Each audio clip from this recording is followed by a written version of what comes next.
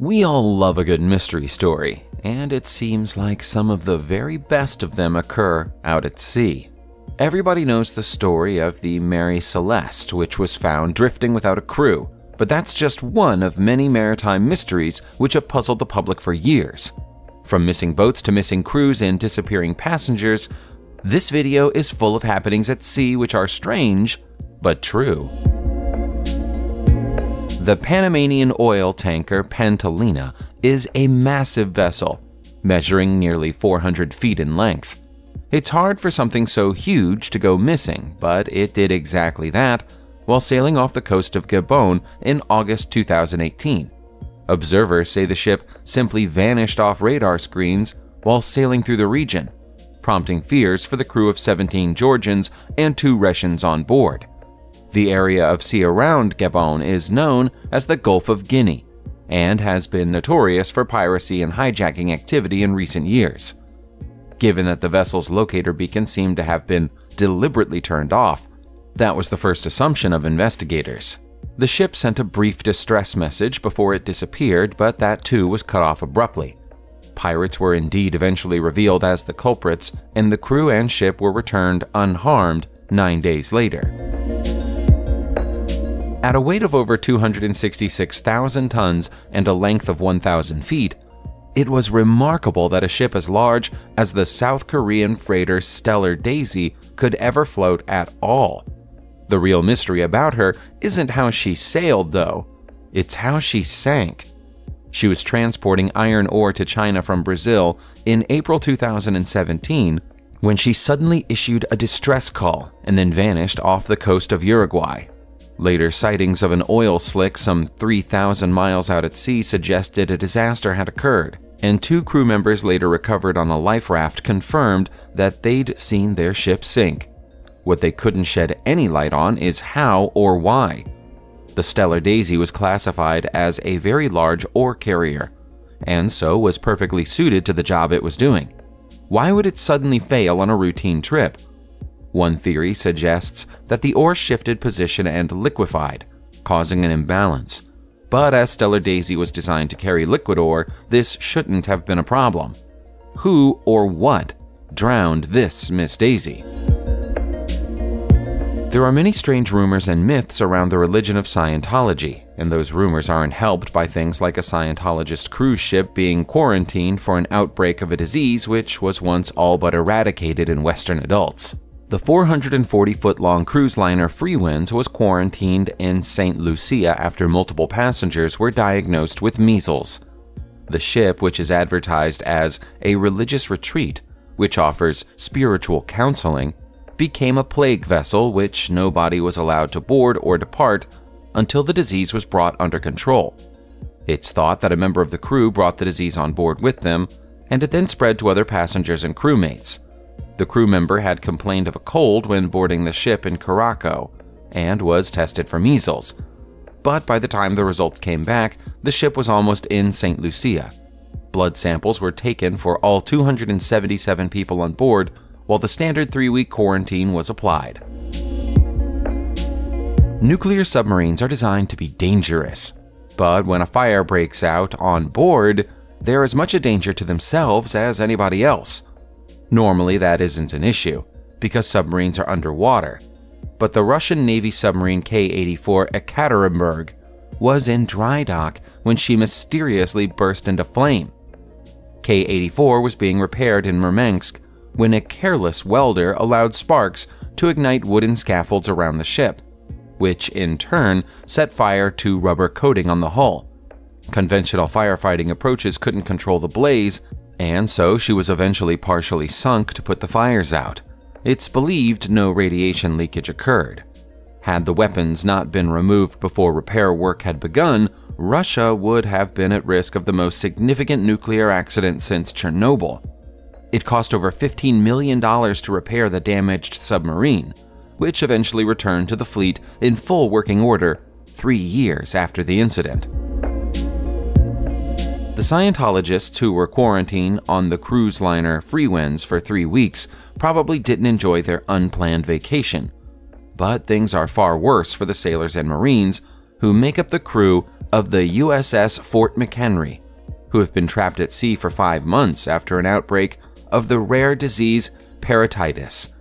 Nobody knows how the outbreak on the amphibious warship began, but it caused everybody on board to miss Christmas as they were denied permission to dock at any port after the outbreak began in December 2018. The illness is highly contagious and presents symptoms similar to mumps. The entire crew of 703 military personnel was supplied with an MMR booster vaccine to treat the disease, and all were expected to make a full recovery eventually, but quarantine can only be ended 30 days after the last reported case of illness. It's believed they were finally allowed to head home from the Persian Gulf in May 2019. Maritime history is full of stories of drunken ship captains making unwise decisions while in command of their vessels, but that was thought to be a thing of the past until an Englishman called Michael Kinnaird drunkenly beached his 70-foot shipping vessel in Plymouth in late 2017. Kinnaird initially claimed he was sick due to food poisoning, but later admitted to having drunk beer while in command of the ship. The fishing trawler F.V. Aldry ran aground while attempting to leave the harbor, having failed to correct course to head out into the shipping channel. Kinnaird claimed that lights used by fishermen on the coast had confused him, but a judge at his trial decided that a fishing boat captain of 40 years' experience wouldn't have made such a basic error while sober. He was unable to explain why he didn't reduce speed or attempt to reverse if he was unsure of what he was looking at. Nobody on board was hurt, and the ship was successfully dragged back off the rocks during the next high tide. Kinnaird received a 2-month prison sentence. When the cargo ship Rio ran aground close to Kabardinka, a strange set of circumstances arose. All 21 of the crew on board were unharmed, but as the ship was sailing under the flag of Togo, they weren't granted the right to disembark. The owner of the ship wasn't keen to pay to have the ship towed back out to sea, and the authorities didn't want to pay to have the ship towed if nobody was going to reimburse the significant costs of such an exercise. As a result, the ship has stayed exactly where it ran aground in December 2018 and became a tourist destination. Visitors have flocked from all around to take a photo with the stricken ship, and graffiti art has begun to appear on the hull. All this time, though, the crew of 21 stranded sailors has remained on board. If the owner of the ship continues to remain unwilling to pay for his property to be returned, it's conceivable that Rio will be disposed of by cutting it into pieces and selling it for scrap. But that seems like a waste of a vessel which is largely undamaged and still seaworthy. It's said that taking a trip aboard a luxury cruise liner can be the trip of a lifetime, and it sadly seems that a 24-year-old decided that having completed the trip of a lifetime on board the cruise liner Anthem of the Seas in April 2018, he no longer had anything to live for. The vessel had been on a trip to the Bahamas and was making its way back to New Jersey when the incident occurred.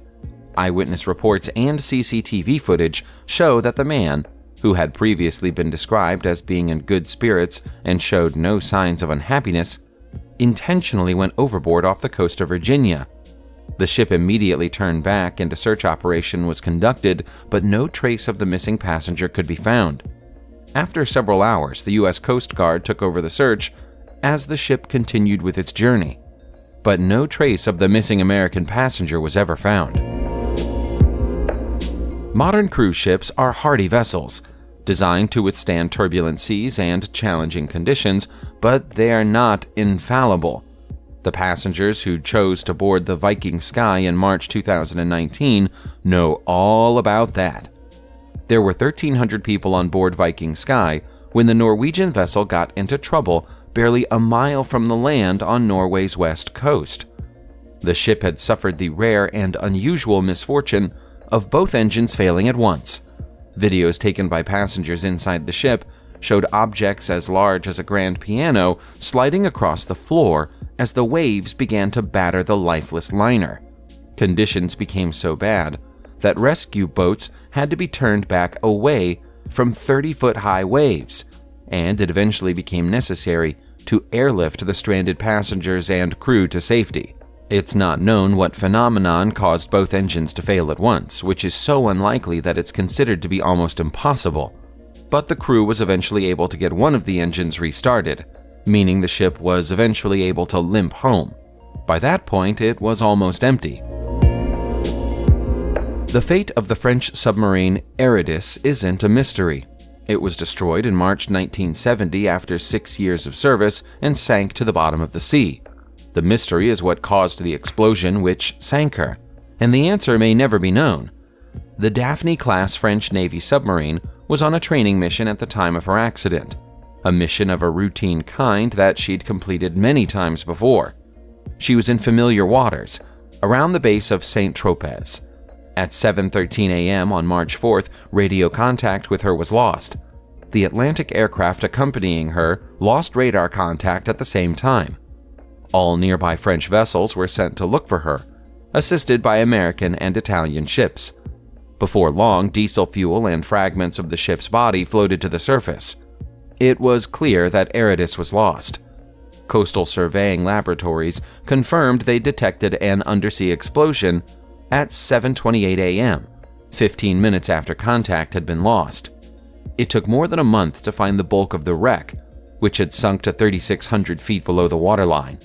The stern was wedged in a mysterious blast crater 100 feet wide. A full investigation was ordered, but the results have never been made public.